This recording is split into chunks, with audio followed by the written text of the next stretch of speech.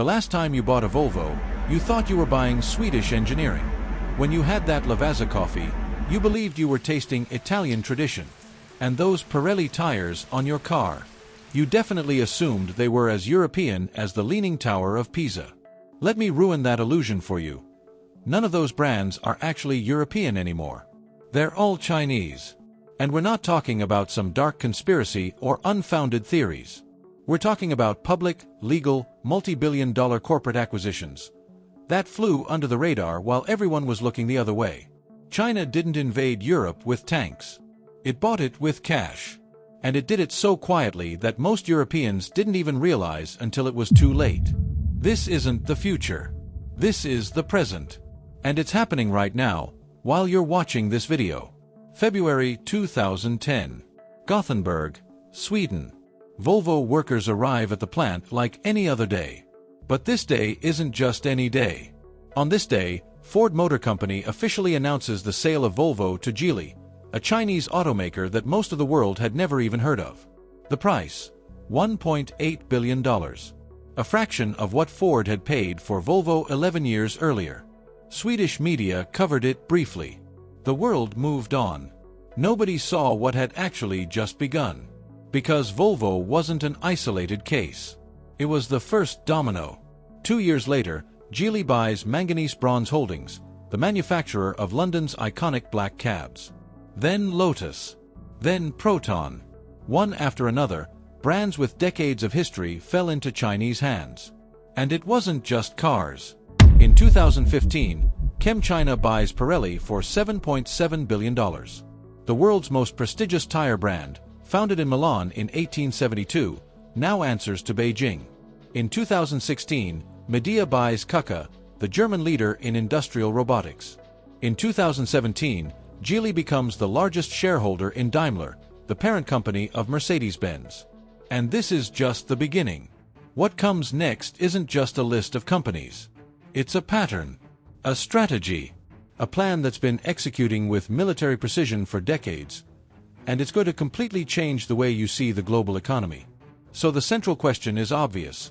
How did China manage to buy Europe without anyone noticing? And more importantly, why didn't anyone do anything to stop it? Because here's the ironic part. Europe spent the last 30 years building regulations to protect its economy. Antitrust laws, foreign investment controls, review committees, the entire possible bureaucratic arsenal. And yet, China walked through the front door with a briefcase full of money and a legal contract, and Europe didn't just welcome it. They rolled out the red carpet.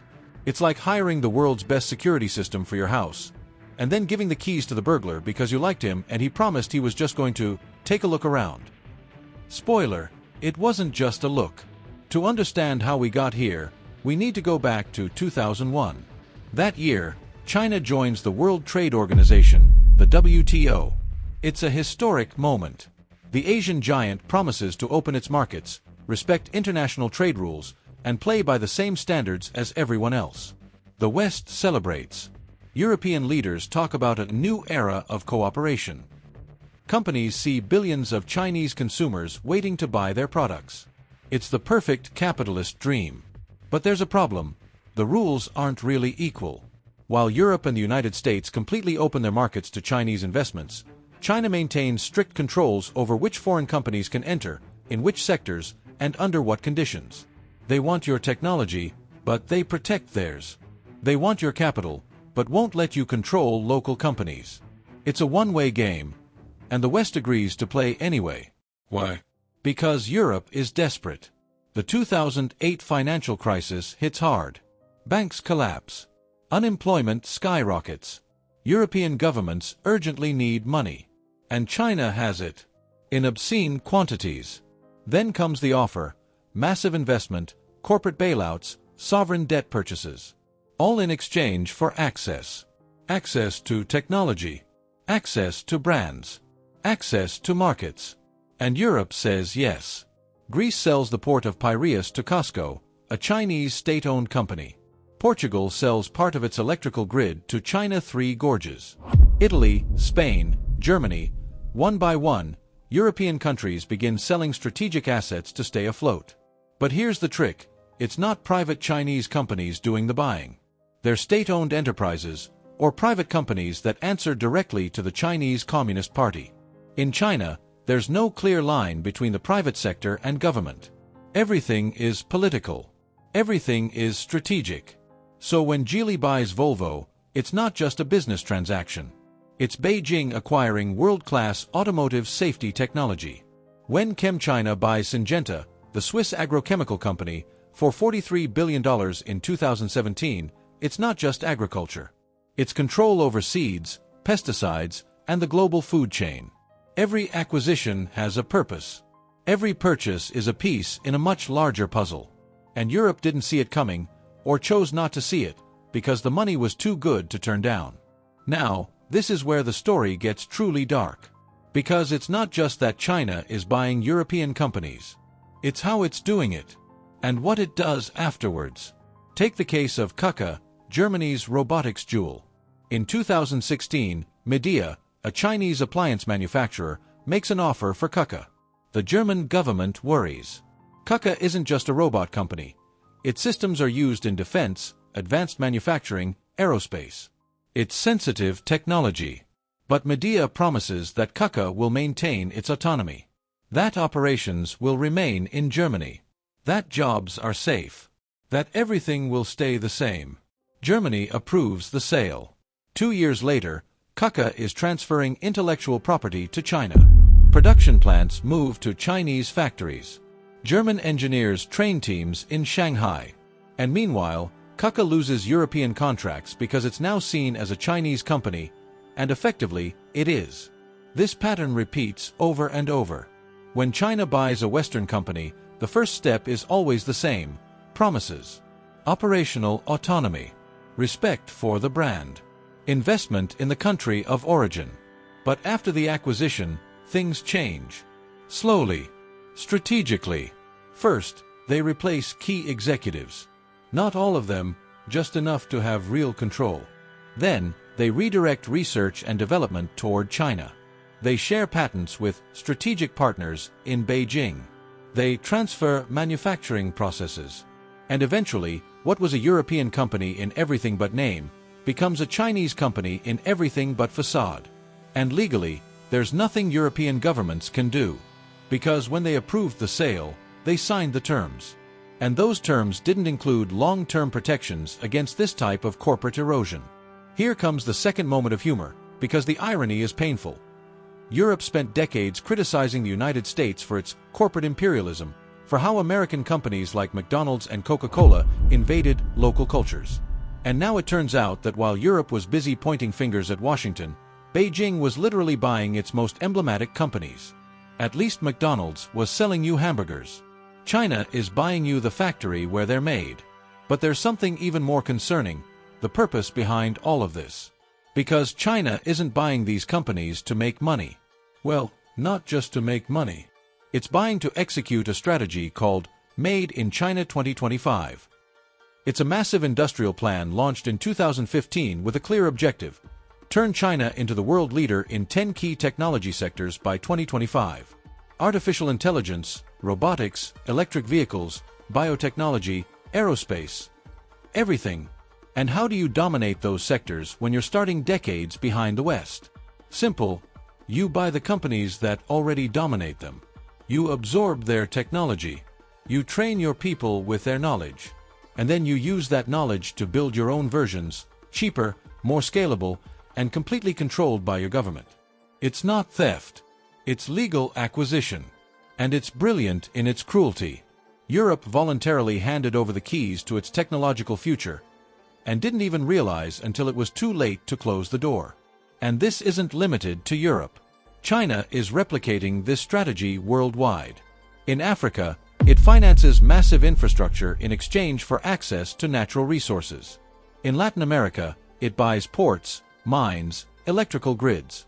In Asia, it builds the Belt and Road Initiative, a trillion-dollar infrastructure project connecting China with over 60 countries. Every investment comes with conditions. Every loan has clauses. And when countries can't pay, China doesn't take its money back. It keeps the assets. Sri Lanka is the most famous case. Unable to repay a Chinese loan, It handed over the port of Hambantota to China for 99 years. It's now a Chinese naval base in everything but name. Pakistan owes over $60 billion to China. Zambia is on the verge of surrendering its national electrical grid. Kenya could lose the port of Mombasa. The list goes on and on. And in Europe, the pattern continues. In 2020, amid the pandemic, while European countries were struggling to survive economically, China intensified its acquisitions. Pharmaceutical companies, tech startups, telecommunications infrastructure. Everything was for sale, and China was buying. The German government finally reacted. In 2020, it blocked the sale of a semiconductor company to a Chinese buyer. France and other countries followed suit, tightening rules on foreign investments.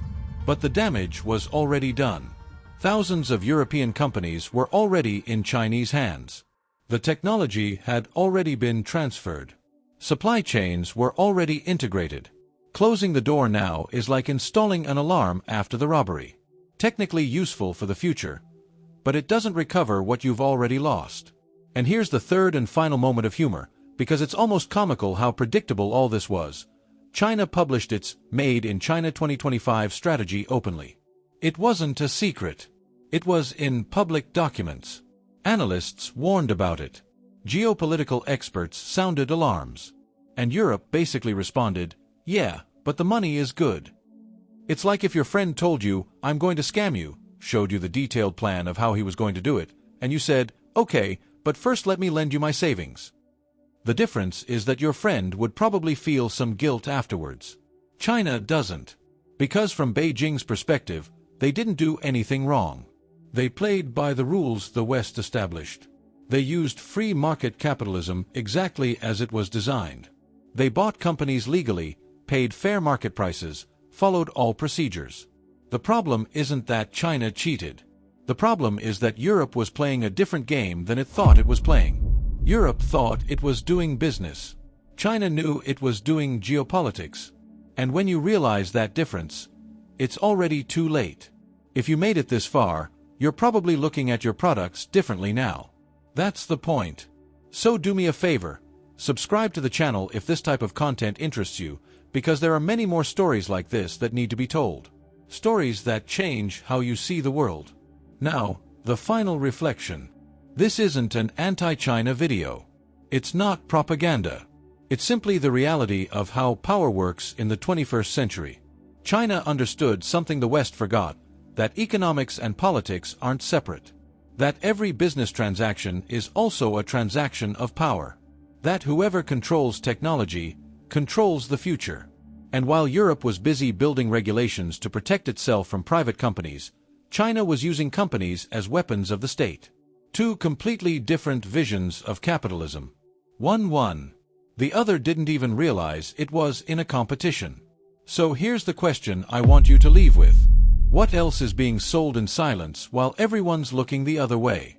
Because if China could buy Volvo, Pirelli, and Mercedes-Benz without most people noticing, what other parts of your life are no longer what you think they are? And more importantly, when will it be too late to ask?